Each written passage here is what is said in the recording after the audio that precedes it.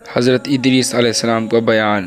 وجہ نام ادریس یہ ہے کہ پڑھانے کی کثرت کے سبب سے لقب آپ کا ادریس ہوا، اور علم نجوم آپ کے معجزات میں سے ہے۔ وہ زمین پر عبادت کرتے، ان کو فرشتے سب آسمان پر لے جاتے، اور اللہ تعالیٰ نے فرمایا ترجمہ: اور یاد کر کتاب میں ادریس کو کہ وہ تھا سچا نبی، ہر روز پیراہن سیتے تھے، ہر دم سینے میں تسبیح پڑھتے تھے، اور وہ اجرت سلائی کی کسی سے نہ لیتے۔ ایک روز کا ذکر ہے کہ وہ اپنے کام سے فراغت پا کر بیٹھے تھے۔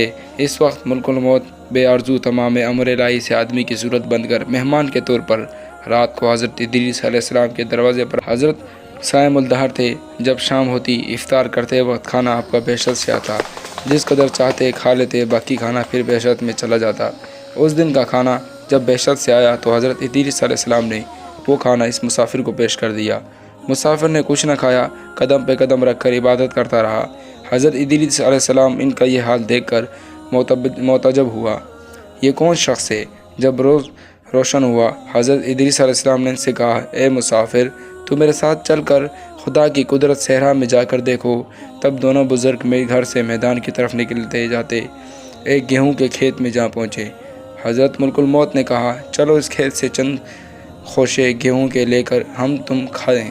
حضرت ادریس علیہ السلام نے فرمایا: عجب ہے کہ تو نے شب گزشتہ کھانا حلال نہ کھایا، اب حرام کھانا چاہتا ہے۔ پھر وہاں سے دونوں بزرگ ایک دوسرے باغ میں جا پہنچے، اور وہاں بھی انگور دے کر حضرت اسرائیل علیہ السلام نے کھانے کا قصد کیا۔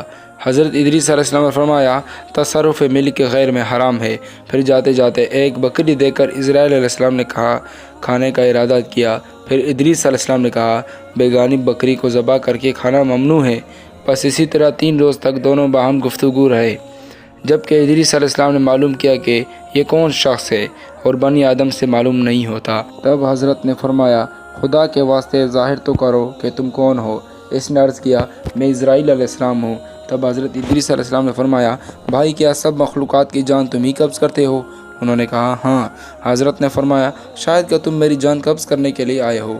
انہوں نے کہا: نہیں، میں تو آپ کے ساتھ خوش طبعی کرنے آیا ہوں۔ حضرت ادریس علیہ السلام نے کہا: آج 3 دن سے تم میرے ساتھ ہے، اس عرصے میں بھی تو نے کسی کی جان قبض کی ہے؟ وہ بولے: پارٹ 2 جلد انشاءاللہ۔